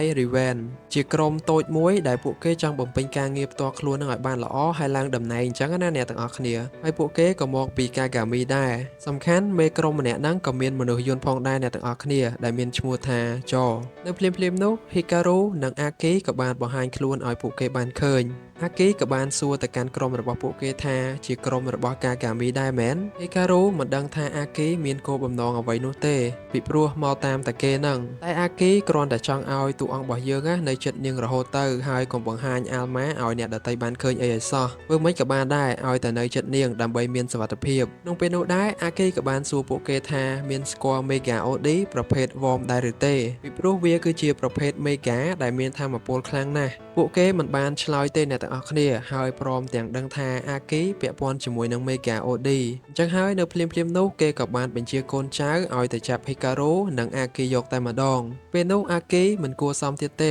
ហើយក៏បានកំទេចពួកគេចោលត្រឹមតែមួយរំពេចភ្នែកទេដូចនេះមេក្រុមពួកនេះក៏ដឹងច្បាស់ហ្មងថាអាគីជាសមាជិកក្រុមអាវុធនៅពេលដែលនាងបានដកអាវុធចេញមកអញ្ចឹងណាចំពោះ Hikaru វិញគេវាយឡើងគ្នាតែម្ដងរួចគេក៏បានឃើញក្មេងប្រុសម្នាក់ទៀតកំពុងតែលាក់ខ្លួនដែរដែលមានសក់ពណ៌បៃតងនេះឯងដោយសារតែពេលនោះវាជាស្ថានភាពធ្ងន់ធ្ងរពេកគេកំពុងតែវាយគ្នាអញ្ចឹងក្មេងប្រុសម្នាក់នោះក៏បានរត់ចាក់ចេញពីកន្លែងហ្នឹងទៅហើយតួអង្គរបស់យើងក៏បានរត់ទៅតាមដែរអញ្ចឹងក៏ធ្វើឲ្យអាគីឈឺក្បាលវល់មុខទៀតហើយនាងខំប្រាប់ឲ្យនៅចិត្តនាងក៏ប៉ុន្តែតួអង្គរបស់យើងរត់ទៅឆ្ងាយទៅចំពោះមេក្រុម White Raven វិញគេក៏បានឃើញក្មេងប្រុសដែលមានសក់ពណ៌បៃតងនឹងហើយដូចនេះក៏បានបញ្ជាមនុស្សយន្តរបស់ខ្លួនហ្នឹងប្រែក្លាយទៅជាគ្រឿងយន្តរួចក៏ដេញតាមក្មេងម្នាក់ហ្នឹងតែម្ដងតែអាគីក៏យល់ច្រឡំថា Hikaru ត្រូវគេបានដេញហើយក្នុងពេលដែល Hikaru និងក្មេងសក់ពណ៌បៃតងជួបជាមួយនឹងបញ្ហា Hikaru ក៏បានបញ្ចេញដៃមេកានិកនឹងចេញមកបដ ாய் ពេលនោះដែរក្មេងប្រុសដែលមានសក់ពណ៌បៃតងហ្នឹងក៏បានសម្លឹងទៅមើលអាល់ម៉ាដែលនៅក្នុងចិត្តរបស់គេគឺពិតជាចង់បានវាខ្លាំងណាស់នៅពេលដែលមេក្រុម Hawaii Riven បានមកដល់ក្មេងដែលមានសក់ពណ៌បៃតងហ្នឹងក៏បានគេចខ្លួនបាត់ឲ្យ Hikaru នៅតែម្នាក់ឯងនោះទេអញ្ចឹងហើយនៅពេលនោះគាត់ក៏បានឃើញអាល់ម៉ារបស់ Hikaru រួចគាត់ក៏ចង់ចាប់ពួកគេវិញភ្លាមៗនោះដែរអាល់ម៉ារត់បាក់ក Hikaru តែម្ដងអ្នកទាំងអស់គ្នាតែយ៉ាងណាអបិមេក្រុមហ្នឹងនៅតែចាប់អាល់ម៉ាបានក៏ប៉ុន្តែភ្លាមៗនោះអាគីក៏បានមកជួយពួកគេទាន់ទាត់តែមួយជើងទេអ្នកទាំងអស់គ្នាអាម៉ូតូហ្នឹងក្លាប់កាប់ផ្ងាយកតែម្ដងបើ Hikaru វិញខ្ទាតដូចกระดาษអញ្ចឹងនៅពេលនោះដែរអបិមេក្រុមហ្នឹងក៏បានប្រាប់អាគីថាគេមិនដែលដឹងអំពី Mega OD ប្រភេទ Worm ហ្នឹងទេពេលហ្នឹងអាគីលើកកុងតឺន័រវាយយកតែម្ដងអ្នកទាំងអស់គ្នានៅពេលនោះអាគីក៏បានទៅស្ដីឲ្យតួអង្គរបស់យើងដោយសារតែគេហ្នឹងគឺអត់បាននៅចិត្តនាងទេដែលធ្វើឲ្យអាល់ម៉ាស្ទើរតែបាត់បង់ខ្លួនអញ្ចឹងណាក្នុងពេលដែលស្ដីឲ្យនោះក្មេងដែលមានសក់ពណ៌បៃតងក៏បានឃើញសកម្មភាពដែលអាគីនិង Hikaru កំពុងតែឆ្លោះគ្នាដែរ Hikaru ក៏បានស្ដីឲ្យទៅកាន់អាគីវិញដោយសារតែនាងបាននាំគេមកកន្លែងដែលអត់មានសុវត្ថិភាពនិយាយរួម Hikaru ខឹងខ្លាំងណាស់អ្នកទាំងអស់គ្នាស្ដីឲ្យផងចង្អុលមុខផងខឹងខ្លាំងហ្មងហើយពេលនោះអាល់ម៉ាក៏ជួយគាត់ដែរតែ Hikaru មានតែស្ដាប់អីស្ដីឲ្យយកហ្មងរួចគេក៏បានចាក់ចេញពីទីនេះទៅហើយអាគីឃើញអញ្ចឹងក៏បានហាមឃាត់គេដែរទោះបីជាអាល់ម៉ានិយាយមិនក៏ដោយក៏ Hikaru មិនខ្ចីខ្វល់ខ្វាយដែរពេលនោះហើយក៏ជាឱកាសរបស់ក្មេងប្រុសដែលមានសក់ពណ៌បៃតងនេះប៉ុន្តែក្មេងប្រុសម្នាក់នឹងដើរមិនទាន់បានប៉ុន្មានផងអាគីក៏មករារាំងនៅមុខគេភ្លាមក្មេងប្រុសដែលមានសក់ពណ៌បៃតងនេះមានឈ្មោះថាជូនដែលជាមនុស្សម្នាក់ដែលក្រុមកាកាមីកំពុងតែស្វែងរកនឹងឯងអញ្ចឹងហើយគេក៏ជាក្រុមរួមជាមួយនឹងកាកាមីផងដែរនៅពេលនោះជូនក៏បានបញ្ចេញថាមពលរបស់គេហើយអាគីឃើញអញ្ចឹងក៏គិតថាប្រហែលជាម្នាក់នឹងហើយជាប្រភេទដង្កូវវ៉មតែមេកានិករបស់នាងមិនគិតថាគាត់គឺជា Mega OD Worm នឹងទេរួចមកពួកគេក៏ចាប់ផ្ដើមវាយគ្នាយកតែម្ដងបានបន្តិចក្រោយមកគេក៏បានផ្ញើរូបភាពរបស់អាគីនិងខលទៅ Hikaru ភ្លាមៗតែម្ដងគេចង់ឲ្យ Hikaru ផ្ដល់ Mega OD ឲ្យគេនៅឥឡូវនេះរួចជូនក៏បានដកមេកានិករបស់អាគីអស់ហើយអ្នកទាំងអស់គ្នាអញ្ចឹងហើយក៏ទម្លាក់ទីតាំងឲ្យ Hikaru ផងដែរដើម្បីឲ្យ Hikaru នឹងមកជួបគេភ្លាមចំពោះ Algis ក៏បានដឹងរឿងទាំងអស់នេះដែរហើយក៏មិនខ្វល់នៅអ្វីទាំងអស់គ្រាន់តែដឹងថាចង់ឲ្យ Alma មានសុវត្ថិភាពតែមួយគត់ហើយ Hikaru ក៏មិនចាំបាច់ធ្វើអ្វីដែរ Hikaru គិតគូរដែរនឹងណាអ្នកទាំងអស់គ្នា Alma ពិតជាចង់ឲ្យ Hikaru ទៅជួយ Aki ណាស់ក្នុងកលៈទេសៈនេះដោយសារតែការស្នើសុំរបស់ Alma ជាច្រើនដងពេកក៏ធ្វើឲ្យ Hikaru មានគំនិតទៅជួយ Aki តែម្ដងទៅពីព្រោះដំបូងឡើយគេមិនមាន Alma ក៏ Hikaru មិនមានភាពក្លាហានដូចពេលនេះដែរអញ្ចឹងគេក៏ទៅជួបជូនពិតប្រាកដមែនគោលបំណងរបស់ជូនគឺចង់បានតែ Alma នឹងឯងនៅពេលដែល Hikaru បានទៅដល់ណាយកទូរស័ព្ទគប់មុខគេទៀតអ្នកទាំងអស់គ្នា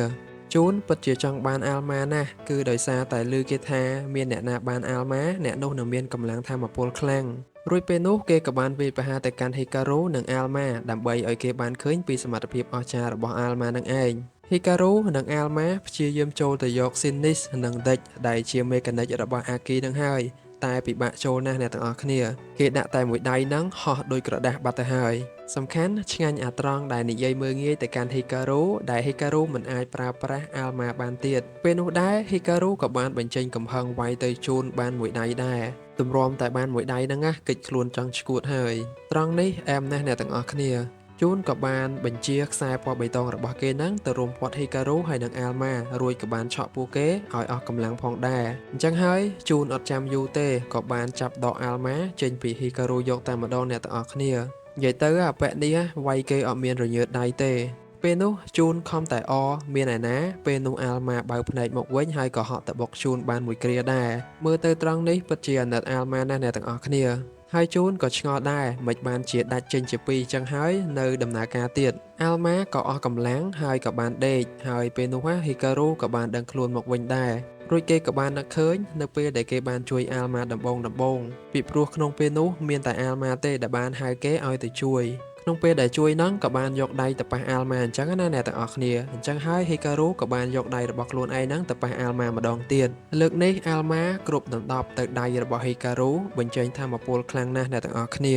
នឹងហើយគឺជាថាមពលពិសេសដែលគ្រប់គ្នាចង់ឃើញរបស់ Alma ហើយពេលនោះដែរ Hikaru ក៏បានប្រើ Alma បុកជូនយកតែម្ដងទោះបីជាជូនបើកថាមពលរបស់ខ្លួនរារាំងកម្លាំង Alma ក៏ដោយក៏មិនអាចទប់ជាប់បានដែរពីព្រោះពេលនោះ Hikaru រត់ទៅបន្ថែមមួយដៃទៀតដែល Hikaru ស្រែកបញ្ចេញអស់ពីខ្លួនតែម្ដងកម្លាំងរបស់គេអញ្ចឹងហើយក៏ធ្វើឲ្យជូនខ្ទាតទៅខ្ទប់នៅជញ្ជាំងយកតែម្ដងនៅភ្លាមនោះដែរក៏មានសមាជិកម្នាក់នៅក្នុងក្រុម Kagami ក៏បានមកយកជូនត្រឡប់ទៅវិញគេពិតជារំភើបណាស់ដែលបានឃើញថាមពលរបស់ Alma ម្នាក់ហ្នឹងមានមេកានិកដែរអ្នកទាំងអស់គ្នាមើលទៅលយមែនតែនគេមកហ្នឹងគឺមិនចង់បង្កបញ្ហាអីទេមានតែរីករាយដែលបានជួយ Hikaru ហើយនិង Alma ពេលនោះគេក៏ផ្ដល់មេកានិករបស់ Aki ឲ្យទៅវិញហើយមុននឹងចាក់ចេញទៅគេក៏ចង់ឲ្យ Hikaru មើលថែ Alma ផងនិយាយរួមយើងមើលទៅអប៉ែហ្នឹងណាគឺមិនចិត្តអាក្រក់ប៉ុន្មានទេអ្នកទាំងអស់គ្នាបើទោះបីជានៅក្រុម Kagami ក៏ដោយហើយក្រុមរបស់ Kagami ហ្នឹងហៅ Alma ថាដៃកេះអញ្ចឹងហើយក៏ធ្វើឲ្យ Alma ឆ្ងល់ទៀតហើយថាខ្លួនឯងហ្នឹងជាអីគេពិតប្រាកដទៅ Hikaru ក៏ឆ្ងល់ដែរថាមនុស្សម្នាក់មិញហ្នឹងគឺជាអ្នកណាទៅមិនក៏ចិត្តល្អម៉េះឥឡូវនេះ Aki បានទទួលមេកានិករបស់នាងហ្នឹងត្រឡប់មកវិញហើយនាងក៏មានជីវិតធម្មតាដែរចំណែកឯ Hikaru ក៏កំពុងតែដេ Alma ជាប់ជាមួយនឹងអាយរបស់ខ្លួនឡើងវិញហើយពេលហ្នឹង Alma ស្រែកទៀតអ្នកទាំងអស់គ្នាដោយសារតែឈឺពេលនោះដែរ Aki ក៏បានឡើងមកជួបជាមួយនឹង Hikaru ដែរនាងបាននិយាយថាអ្នកដែលសម្លាប់គ្រួសាររបស់នាងគឺជាប្រភេទ Mega Worm ជាប្រភេទដង្កូវនឹងឯងតែនេះជាតម្រុយរបស់នាងទេមិនច្បាស់ 100% ខ្លួនឯងដែរហើយនាងក៏បានអរគុណទៅកាន់ Hikaru ដូចគ្នាដែលបានជួយសង្គ្រោះនាងសំខាន់ពេលហ្នឹងយកអាវទៅដេកឲ្យទៀតអ្នកទាំងអស់គ្នា Alma ស្រែកយកតែម្ដងពីព្រោះ Aki លេងដៃធ្ងន់ហ្នឹងណាក្នុងពេលនោះដែរ Meru ក៏យកនំឲ្យ Aki ទៀតហើយតែឃើញ Aki ហើយនិង Hikaru នៅតែពីរនាក់នាងក៏គិតវែងឆ្ងាយទៀតហើយអ្នកទាំងអស់គ្នាដោយកាលពីភាគ2អញ្ចឹងទម្លាក់នំចោលរត់បាត់យ៉ាប់ហ្មងហើយយីប៉ែនេះហើយ Aki ក៏បានរត់ទៅញ៉ាំនំហ្នឹងទៅពីព្រោះជានំដែលនាងចូលចិត្តចាប់ផ្ដើមនៃសាច់រឿងមកយើងក៏បានឃើញគ្នារបស់ក្រុមអាវុធ3នាក់ដែលកំពុងតែឃ្លាំមើលសកម្មភាពរបស់ Hikaru ពីព្រោះមានមនុស្សមិនស្គាល់មុខដែលគេមានមេកានិកដែរក៏មកចង់លួចមេកានិកបន្ថែមទៀតរបស់ក្រុមហ៊ុន Kagami ហើយ Hikaru មកហ្នឹងក៏ចង់បានមេកានិកទាំងអស់ហ្នឹងដើម្បីឲ្យក្រុមអាវុធរបស់ពួកគេដែរនៅខាងលើឡានមួយនោះក៏មាន Hikaru ត្រៀមនឹងលួចយកហើយចំណែកឯអប៉ែដែលមានមាឌធំនេះវិញក៏បានគម្រាមបុគ្គលិកនៅទីនោះដើម្បីឲ្យពួកគាត់យក Mega Audi ផ្ដល់ឲ្យគេ ភ្លាមៗនោះឡានក៏ចាប់ផ្ដើមកាឡាប់អាល់ម៉ាក៏បានលួចយកមេហ្គាអូឌីបានសម្រេចដែររួចពួកគេក៏រត់យកតែម្ដងប៉ុន្តែអពមធមមួយនេះក៏បានដេញតាមហ៊ីការូយកវិញដែរ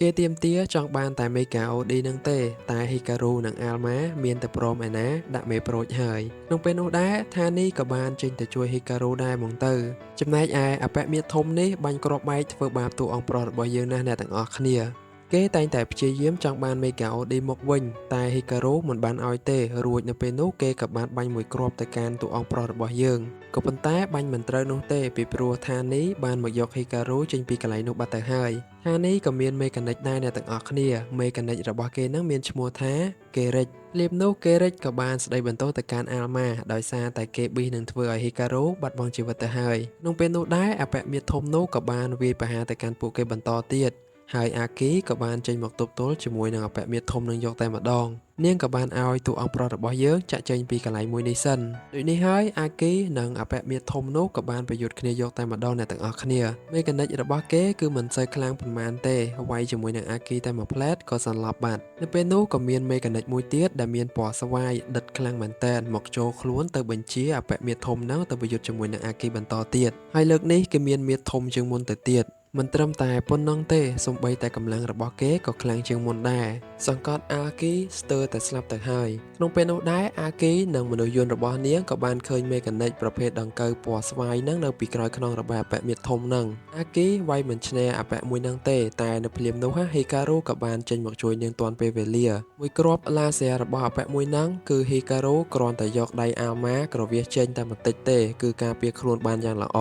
គេព្យាយាមវាយទៅលើតួអង្គប្រុសរបស់យើងយ៉ាងម៉េចក៏ដោយក៏ហ៊ីការ៉ូនៅតែអាចទប់ទល់បានហើយព្រមទាំងអាចវាយប្រហារទៅកាន់គេបានភ្លាមៗយកតែម្ដងពេលនោះហ៊ីការ៉ូក៏ប្រើមួយដៃរបស់គេចុងក្រោយក៏ធ្វើឲ្យអពមួយនឹងដេកស្អាតយកមកថានេះឃើញទឹកដៃរបស់តួអង្គប្រុសរបស់យើងអញ្ចឹងគេក៏បានមកសរសើរហើយយើងមើលទៅដៃរបស់គេគឺសិតតែមេហ្គាអូឌីច្រើនមែនតើអ្នកទាំងអស់គ្នាសាច់រឿងក៏បានកាត់ទៅកាន់អាគីកំពុងតែងូតទឹកហើយក៏បានសម័យឃើញកាលពីគេនៅក្មេងជាមួយនឹងប្អូនស្រីរបស់គេអាគីក៏បានបន្សល់រូបថតមួយសន្លឹកជាមួយនឹងប្អូនស្រីនិងឪពុកម្ដាយរបស់នាងតែងតែវាយទៅលើអ្នកដែលមានមេកានិកដើម្បីរកយុត្តិធម៌ឲ្យគ្រួសាររបស់គេនឹងឯងវាយទៅលើអ្នកមានមេកានិកប្រភេទដង្កូវអ្នកទាំងអស់គ្នាបុគ្គលិកម្នាក់គឺពិតជាភ្ញាក់ផ្អើលណាស់នៅពេលដែលបានឃើញអាគីចេញមកពីបន្ទប់ទឹកស្លៀកពាក់ខ្លីបែបនេះគេមកនេះគឺគ្រាន់តែធ្វើរបាយការណ៍មួយចំនួនសម្រាប់អាគីដែលនាងបានស្នើសុំគេអញ្ចឹងណាគេក៏បានប្រាប់ថាអពមួយដែលវាយគ្នាកាលពីយប់មិញហ្នឹងគឺពិនិត្យមើលទៅហាក់បីដូចជាមិនមានមេកានិកប្រភេទដង្កូវទេតែយ៉ាងណាមេកានិករបស់អាគីនិងអាគីបានអះអាងថាពួកគេបានឃើញមេកានិកប្រភេទដង្កូវហ្នឹងជាប់ជាមួយនឹងអពមួយហ្នឹងបុគ្គលិកមួយនេះពឹងអត់បានទេអាគីដែលចេញបាត់ឲ្យគេនិយាយតែម្នាក់ឯងបដ ாய் នៅថ្ងៃស្អែកពេលព្រឹកតួអង្គប្រុសរបស់យើងគឺពិតជាគេងស្ពឹកណាស់អ្នកទាំងអស់គ្នាឡើងដល់ម៉ោង8ហើយមានសំឡេងម៉ោងរោលផងអាល់ម៉ាខំដាស់ផងប៉ុន្តែតួអង្គប្រុសរបស់យើងគឺនៅតែគេងអត់ភ្ញាក់ទេពេលនឹងហើយខំវាយគូតឲ្យភ្ញាក់ប៉ុន្តែអត់ភ្ញាក់អាល់ម៉ាក៏ចាប់លាត់ខោនឹងបដ ாய் អ្នកទាំងអស់គ្នាបានហ៊ីការ៉ូដឹងខ្លួនពេលនោះសម្បីតែអាគីក៏មកហៅគេទៅសាលាដែរហើយយ៉ាប់មកគ្រាន់តែទៅសាលាសោះកតកម្មនៅក្នុងថ្នាក់វិញសិស្សស្រីម្នាក់រភើបចិត្តណាស់គឺបានកូនអ្នកមានម្នាក់ចូលមករៀនជាមួយនឹងពួកគេដែរប៉ុន្តែកាន់តែភ្ញាក់ផ្អើលទៀតនោះគឺអាគីបានបីហ៊ីការ៉ូចូលក្នុងថ្នាក់យកតែម្ដងអ្នកទាំងអស់គ្នាចំណែកឯមេរូវិញយកទូរស័ព្ទថតផងអីផងចង់ដឹងណាស់ថាពួកគេហ្នឹងត្រូវជាអ្វីនឹងគ្នាបើយើងមើលទៅសិស្សប្រុសៗវិញក៏ច្រណែនហ៊ីការ៉ូដែរពេលនោះដែរមេរូក៏បានប្រាប់ទៅកាន់ពួកគេថានៅថ្នាក់របស់ពួកយើងឥឡូវនេះគឺមានសិស្សថ្មីម្នាក់ទៀតចូលមកគឺជាសិស្សអ្នកមានម្នាក់អញ្ចឹងណាម្នាក់នោះគឺជាជូននឹងហើយអ្នកទាំងអស់គ្នា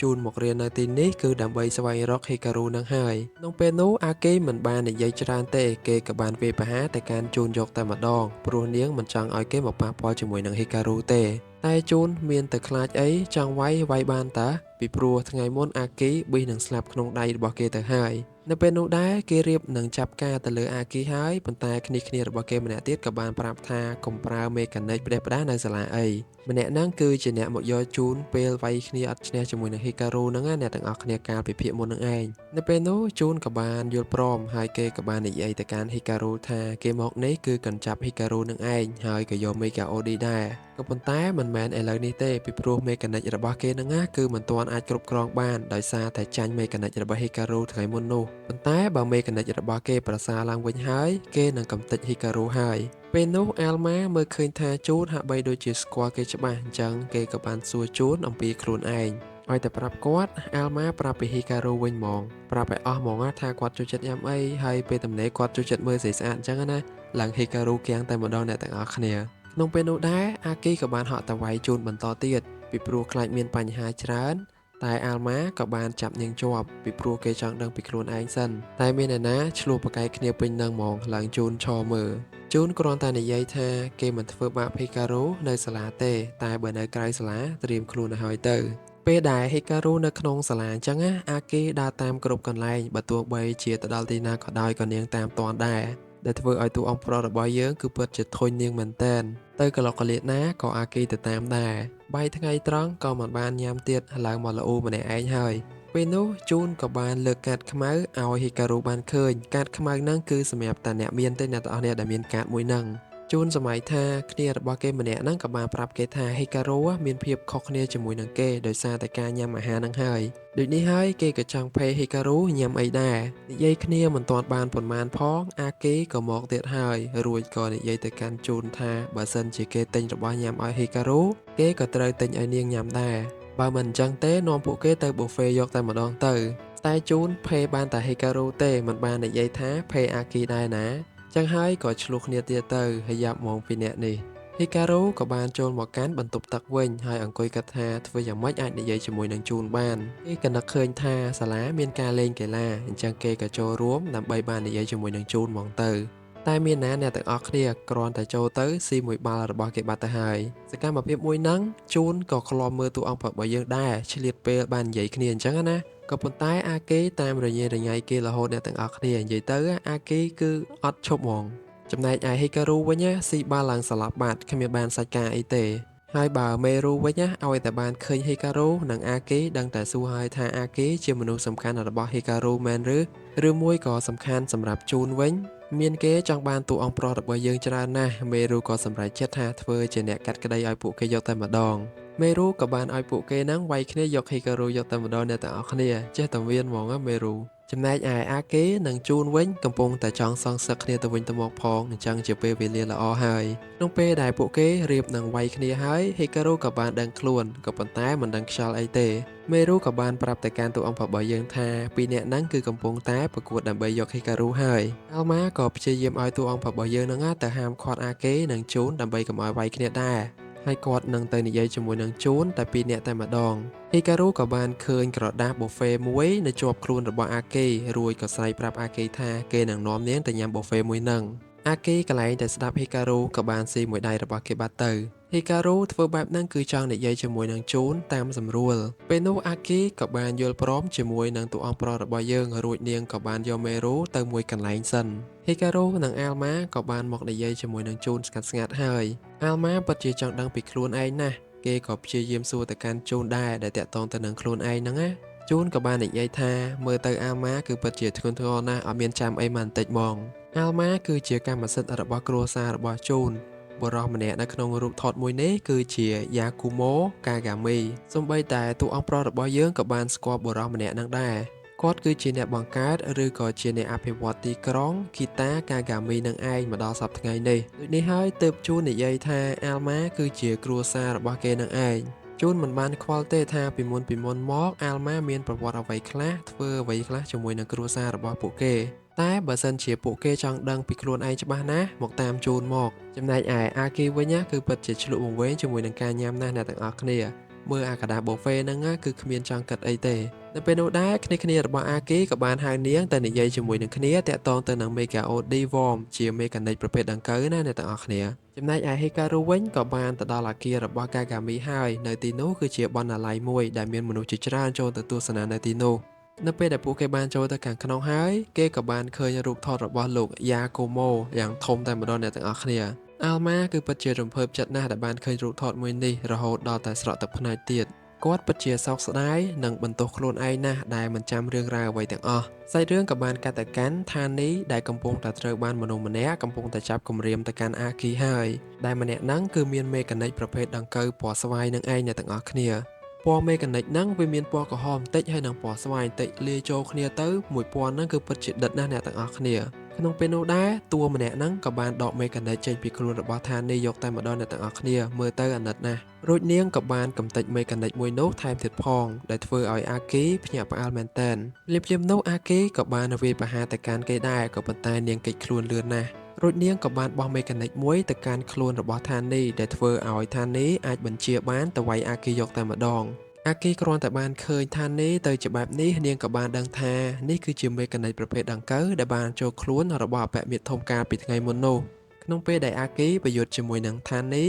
តួអង្គម្នាក់នេះដែលមានមេកានិកប្រភេទដង្កូវហ្នឹងក៏បានចាក់ចេញពីកន្លែងហ្នឹងយកតែម្ដងហើយនៅពេលនោះដែរអាគីក៏បានចាត់ការទៅលើមេកានិកប្រភេទដង្កូវដែលមាននៅក្នុងខ្លួនរបស់ថានេះផងដែរចំណែកឯហេការូវិញក៏បានដឹងអំពីថានេះក៏រត់មកមើលគេយកតែម្ដងអ្នកទាំងអស់គ្នាយើងមើលទៅកាន់ថានេះខូចខាតទាំងខ្លួននិងខូចខាតទាំងមេកានិករបស់គេមើលទៅអាណិតណាស់ពេលនោះដែរគ្នារបស់ពួកគេក៏បានមកដែរហើយក៏បានជួយយកថានេះទៅព្យាបាលភ្លាមម្ចាស់ក្រុមមេកានិកក៏បាននិយាយដែរ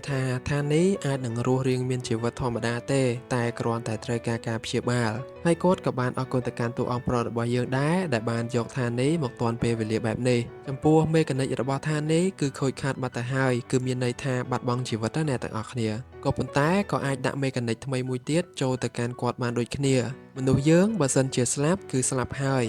មេកានិកវិញគឺជាទម្រង់មេកានិកបើសិនជាខូចខាតគឺវាខូចខាតហើយក៏ប៉ុន្តែមនុស្សយើងអាចរស់ឡើងវិញបានគឺដោយសារតែអូដេឡានឹងហើយគឺបានមកពីមនុស្សដែលបានស្វះស្វែងរកវានឹងហើយអ្នកទាំងអស់គ្នាពីព្រោះវាគឺជាមេរបស់មេកានិកផ្សេងនៅថ្ងៃមួយគេក៏បានពិសោធន៍វាក៏ប៉ុន្តែការគ្រោះថ្នាក់មួយក៏បានកើតឡើងដែរអូដេឡាក៏មិនមានអ្នកណាគ្រប់គ្រងទៀតដែលធ្វើឲ្យមេកានិកផ្សេងឈប់ដំណើរការនិងបាត់ការចងចាំរួចមកសាច់រឿងក៏បានកាត់ទៅកាន់អាកេទៅជួបជាមួយនឹងអ្នកដែលមានមេកានិកប្រភេទដង្កូវនេះពីព្រោះនាងគិតថាម្នាក់ហ្នឹងហើយគឺជាអ្នកសម្លាប់ម្ដាយឪពុករបស់នាងនិងប្អូនស្រីរបស់គេពួកគេរៀបនឹងប្រយុទ្ធគ្នាហើយអាគីក៏បានឃើញតុក្កតាមួយនៅដៃរបស់ម្នាក់ស្រីហ្នឹងដែលតុក្កតាមួយហ្នឹងគឺប្អូនស្រីរបស់គេក៏មានដែរហើយពេលនោះគេពិតជាភ្ញាក់ផ្អើលណាស់តាមនៃសាច់រឿងមកយើងក៏បានឃើញអាគីស្ដីបន្ទោសទៅគ្នារបស់នាងឲ្យស្វះស្វែងរកមេកានិកប្រភេទដង្កូវដែលបានវាយប្រហារទៅលើក្រុមមេកានិកផ្សេងទៀតពេលនោះក៏បានឃើញព័ត៌មានមួយចំនួនដែលតាក់ទងទៅនឹងមេកានិកដង្កូវតាំងពី8ឆ្នាំមុនមកម្ល៉េះហើយការនោះហើយក៏មានរឿងរ៉ាវមួយចំនួនដែលអាគីនៅក្នុងស្ថានភាពនោះដែរនៅភ្លាមនោះពួកគេក៏បានដឹងថាប្រភេទមេកានិកដង្កូវហ្នឹងគឺបានមកដល់ទីនេះហើយអាគីមិនចាំយូរទេក៏រត់ទៅរកតែម្ដងហើយនៅក្នុងចិត្តគេពិតជាខឹងខ្លាំងណាស់ដោយគិតថាក្មេងស្រីម្នាក់ហ្នឹងគឺជាអ្នកសម្លាប់គ្រួសាររបស់នាងពេលដែលរត់ទៅជិតគ្នាទើបអាគីបានដឹងថាក្មេងស្រីម្នាក់ហ្នឹងគឺជាប្អូនស្រីរបស់គេនឹងឯងដែលនាងមានឈ្មោះថា Fubuki ពួកគេកាលពីនៅក្មេងគឺមានមេកានិកម្នាក់មួយតែម្ដងដែលមានឈ្មោះថា Sinis និងមួយទៀត Deck ក្នុងអំឡុងពេលដែលពួកគេកំពុងតែលេងជាមួយនឹងគ្នានោះក៏ដល់វេន Fubuki ទៅមើលមេកានិកថ្មីហើយមើលនៅកន្លែងពិសោធន៍មួយអញ្ចឹងណាអ្នកទាំងអស់គ្នាហើយយើងមើលទៅពីអ្នកបងប្អូនគេគឺពិតជាស្រឡាញ់គ្នាណាស់រួចមកសាច់រឿងក៏បានបង្ហាញនៅក្នុងនោះកំពុងតែមានភ្លើងឆាបឆេះយ៉ាងខ្លាំងហើយអាគីក៏ចូលទៅមើលទៅឃើញតែមេកានិក Sinis មិនបានឃើញប្អូនស្រីក៏ដូចជាឪពុកម្ដាយរបស់នាងនោះទេនេះហើយគឺជាអ្វីដែលអាគីបានចងចាំដឹងថាពួកគេជាបងប្អូននឹងគ្នាពេលហ្នឹងក៏រត់អោបគ្នាយកតែម្ដងប៉ុន្តែអាការៈរបស់ Fubuki មិនសូវជាល្អប៉ុន្មាននោះទេភ្លាមនោះដែរ Sinis និង Deck ក៏បានវាយប្រហារទៅលើមេកានិកនោះនៅពេលដែលមានបុគ្គលិកផ្សេងរត់មកមើលថាមានរឿងអីកើតឡើងឲ្យបាញ់មិញហ្នឹងណាពួកគេមិនបានឃើញអ្វីទាំងអស់ក្រៅពីជញ្ជាំងបានបាក់បែកអាគីពិតជាខឹងទៅលើមេកានិកប្រភេទដង្កូវនឹងណាស់ដោយសារតែនាងបានគិតថាគេគឺជាអ្នកសម្លាប់ឪពុកម្ដាយរបស់នាង Fubuki ក៏បាននិយាយថានាងទេដែលមានកំហុសធំមែនតែនដែលបានសម្លាប់ឪពុកម្ដាយរបស់ខ្លួនកំហុសមិនមែនមកពីមេកានិកដង្កូវនឹងទេមេកានិកមួយនឹងមានឈ្មោះថា Amaryllis តែដើម្បីឲ្យងាយស្រួលយល់ admin ក៏ហៅថាប្រភេទមេកានិកដង្កូវហ្មងទៅរឿងរ៉ាវដែលធ្វើឲ្យឪពុកម្ដាយរបស់អាគីបានស្លាប់នោះគឺដោយសារតែ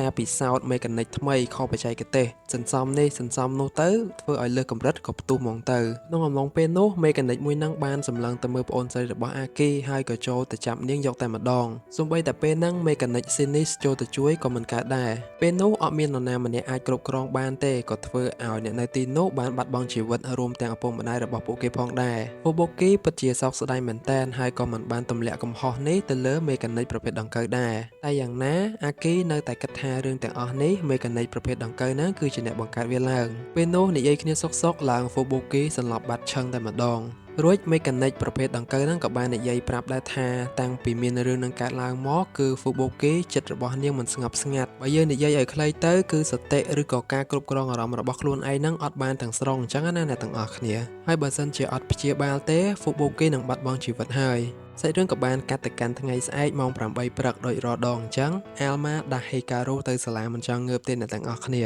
ហើយលើកនេះ Aki មិនបានចូលតាមបង្អួចដោយរាល់ដងទេមានតែចូលមកហៅទៅតាមទ្វារខុសពីធម្មតាអញ្ចឹងរាល់ដងធ្លាប់តែមកតាមបង្អួចអញ្ចឹងណា Hikaru ឆ្ងល់ដែរនឹងណាមិនបានជាទៅអញ្ចឹងវិញហើយ Aki ស្ងាត់ទៀតមួយរយៈនេះពេលនោះមេរូក៏បានមកដល់ភ្លាមរួចក៏បបួលតួឯកប្រុសរបស់យើងក៏ដូចជាអាគីនឹងឲ្យចូលរួមសិក្សាជាក្រុមគ្រប់គ្នាអញ្ចឹងណាអ្នកទាំងអស់គ្នាគោលដៅរបស់នាងគឺចង់ឲ្យពួកគេបានទៅសិក្សាឬក៏រៀនជាមួយនឹងគ្នាជុំគ្នាជាមួយនឹងជូនដែរអញ្ចឹងណាហើយក្រោយពីម៉ោងនៅសាលាចប់អស់ហើយនាងចង់ឲ្យអពៈជូននឹងទៅរៀននៅកន្លែងរស់នៅរបស់តួឯកប្រុសរបស់យើងនឹងឯងអាចារ្យនឹងគ្មានដឹងសាច់ការសាច់កាប់អីទេអ្នកទាំងអស់គ្នាដឹងតែមករៀនហើយនឹងនាំគ្នាដើរលេងសប្បាយនឹងឯងតែអត់ដឹងការពិតទេ Hikaru ជាមួយនឹងអពៈជូននឹងឡើងជាសត្រូវនឹងគ្នា Hikaru ឮហើយក៏បានបដិសេធហើយគិតថាកំណត់នឹងមើលទៅវាអត់ទំនងសោះតែចំពោះអពៈជូននេះវិញក៏អូខេហើយគេគិតថាជាឱកាសល្អមួយដែលអាចដឹងរឿងសម្ងាត់ក៏ដូចជាមេកានិករបស់ពួកគេដែរតួឯកប្រុសរបស់យើងពិបាកដែរនឹងណាបើបន្ទប់មិនស្អាតផងហើយចាំបាច់អីទៅរៀនដល់កន្លែងគេហ្នឹងពេលនោះមេរូក៏បានបបួលអាគីនឹងទៅជាមួយនឹងគ្នាដែរតែអាគីឡើងអត់ដឹងថា3នាក់គេនឹងកំពុងតែនិយាយអីទេរួចមេរូក៏បានខ្សឹបប្រាប់ថាយើងទៅរៀននៅផ្ទះរបស់ Hikaru ដឹងអត់ទៅអីទៀតបើអាគីគេទៅរាល់ថ្ងៃហើយហ្នឹងហើយក៏ដើរចេញទៅឡើងមើលទៅអត់មានល្វីល្វល់ខ្វល់ជាមួយនឹងអ្នកទាំងអស់មនុស្សកំពុងពិបាកចិត្តអញ្ចឹងឯងអ្នកទាំងអស់គ្នាកាន់មកកាន់ក្រុមការងាររបស់អាគីវិញម្នាក់ស្រីនេះក៏បានឆ្ងល់ថាមិនបានជាអត់ឃើញអាគីអញ្ចឹងហើយអ្នកដែលដឹងរឿងច្បាស់នោះគឺបុរសភ្នែក4នេះឯងអ្នកទាំងអស់គ្នាដែលគេគឺជាដុកទ័រមេកានិកប្រភេទដង្កូវបានមើលថែ Fubuki កន្លងមកពីព្រោះគេមានធម៌ពលមួយដែលអាចចិញ្ចឹមនាងបានអញ្ចឹងណាអ្នកទាំងអស់គ្នាតែជំងឺរបស់ Fubuki រៀងធ្ងន់ធ្ងរណាស់មិនអាចចិញ្ចឹមបានរហូតទេនៅក្នុងចិត្តរបស់ Fubuki គឺមានបំណងចង់បានតែរស់នៅជាមួយនឹងបងស្រីរបស់គេតែប៉ុណ្ណោះហើយមានរឿងតែមួយគត់ដែលអាចជួយនាងឲ្យរស់រានមានជីវិតបានឡើងវិញគឺជីវិតរបស់ Hikaru ត្រង់ហ្នឹងមិនមែនជីវិតទេអ្នកទាំងអស់គ្នារបៀបថាសតិឬក៏អារម្មណ៍របស់ Hikaru អញ្ចឹងណាតែកាន់បុគ្គលិកដែលធ្វើការជាមួយនឹងអាគីម្នាក់ក៏ចាប់ផ្ដើមមានអាការៈឬក៏ប្រភេទមេកានិកហ្នឹងចូលខ្លួនហើយទៅវាយប្រហារគ្នាឯងទៅវិញទៅមកតែម្ដងដែលបង្កឲ្យទីនោះមានភាពចលាចលកាត់មកកាន់ម៉ោង 8 ព្រឹកដដែលអាម៉ាក៏ដាស់ Hikaru ដោយរដងអញ្ចឹងក៏ប៉ុន្តែលើកនេះអាម៉ាចាប់ផ្ដើមទៅរៀបចំបន្ទប់នឹងដោយខ្លួនឯងតែម្ដងអត់ពឹងតួឯកប្រុសរបស់យើងទេដោយសារតែគេដេកស្ពឹកពេកកាត់មកទីនេះវិញបុគ្គលិកម្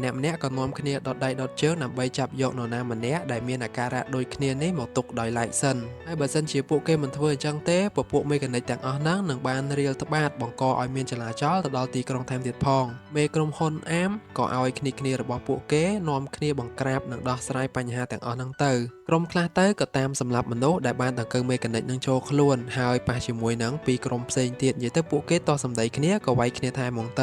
ៅម្នាក់បានជួបគ្នាអញ្ចឹងចង់បានតែខ្លួនឯងហ្នឹងគឺជាអ្នកខ្លាំងនឹងឯងមកកាន់3នាក់នេះម្ដងដែលពួកគេកំពុងតែនៅផ្ទះតួឯកប្រុសរបស់យើងហើយដើម្បីទៅសិក្សាវគ្គថ្មីអញ្ចឹងណាបានទៅដល់ក្នុងផ្ទះហ្នឹងមួយសន្ទុះហើយតួឯកប្រុសរបស់យើងក៏បានកលែងទៅមើលទូរស័ព្ទទៅក៏មានរឿងអីមួយកាត់ឡើងហើយគេក៏រំសាយការរៀននេះតែម្ដងរួចមកមានចាំអីទៀតក៏រត់ចាក់ចេញពីកន្លែងហ្នឹងបាត់ទៅគឺអពៈ Algis ហៅ Hikaru មកជួយបង្ក្រាបប្រភេទមេកានិកដង្កូវនេះឯងអ្នកទាំងអស់គ្នាអញ្ចឹងហើយ Hikaru ក៏បាននឹកឃើញពេលដែល Aki បានប្រាប់ថាប្រភេទមេដង្កូវហ្នឹងសម្រាប់គ្រួសាររបស់នាងហើយ Algis ក៏ដឹងដែរថាវាពាក់ព័ន្ធជាមួយនឹងបងប្អូនស្រី2នាក់ហ្នឹងដូច្នេះហើយពួកគេក៏ត្រូវតែប្រើកម្លាំងទៅចាប់2នាក់ហ្នឹងដើម្បីសួរនាំរឿងឲ្យច្បាស់ពេលនោះអាម៉ាល់រឿងភ្ញាក់ផ្អើលដែរដោយសារតែនាងគឺជាមិត្តភក្តិរបស់ Hikaru នឹងឯងពេលនោះមេកានិករបស់ Algis ក៏បាននិយាយថាច្បាប់នៃក្រុមហ៊ុនគឺជាច្បាប់ហើយមិនអាចមានមិត្តភក្តិឬក៏មនោសញ្ចេតនាអីជាមួយនឹងគ្នានោះទេនៅភ្លាមនោះតួឯកប្រុសរបស់យើងក៏បានរត់ចាក់ចេញពីកន្លែងនោះតែម្ដងហើយពេលនោះគេក៏បានជួបជាមួយនឹងលោកបណ្ឌិតផ្នែក4ដែរអពៈហ្នឹងមានឈ្មោះថា Queen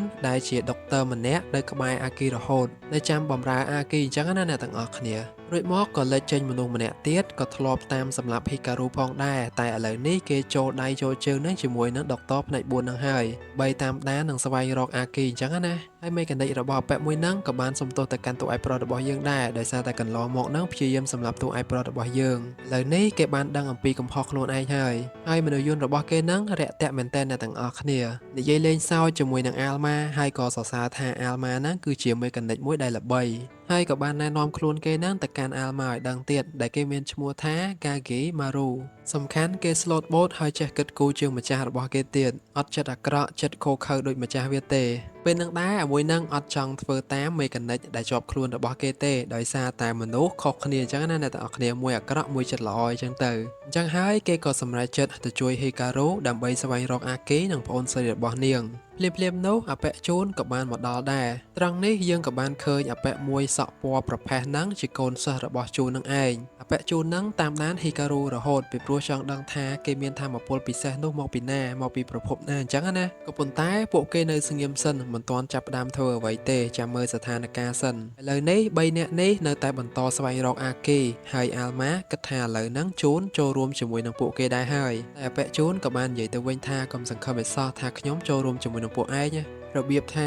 គ្រាន់តែតាមទូឯប្រុសរបស់យើងនឹងមិនចូលជាសមាជិកក្រុមទេឬក៏ជាមិត្តភក្តិអញ្ចឹងណាភ្លាមៗនោះនិយាយគ្នាមិនទាន់ដឹងអីផងពួកគេក៏បានឃើញអាគីផងដែរអាគីក៏បាននិយាយថាដើម្បីឲ្យ Fubuki រស់ឡើងមានជីវិតវិញគឺត្រូវការ Hikaru គឺពួកគេត្រូវការថាមពលមួយដែលចេញមកពីខ្លួនរបស់ Hikaru ដូចជាការគិតឬក៏សតិអារម្មណ៍អញ្ចឹងណាអ្នកទាំងអស់គ្នាការវិនិច្ឆ័យក្នុងខ្លួនឯងអញ្ចឹងទៅអាផ្នែកមួយនឹងហើយដើម្បីដាស់ឲ្យមេកានិក Alma ហ្នឹងប្រើប្រាស់ថាមពលពិសេសអញ្ចឹងណាអ្នកទាំងអស់គ្នាគេត្រូវការនឹងហើយដើម្បីឲ្យ Fubuki បានរស់រានមានជីវិតពេលនោះដែរតួឯកប្រុសរបស់យើងមានជាការងើយឆ្ងល់មែនតើអ្នកទាំងអស់គ្នាមិនបានជាអាគីត្រូវការគេខ្លាំងម្លឹង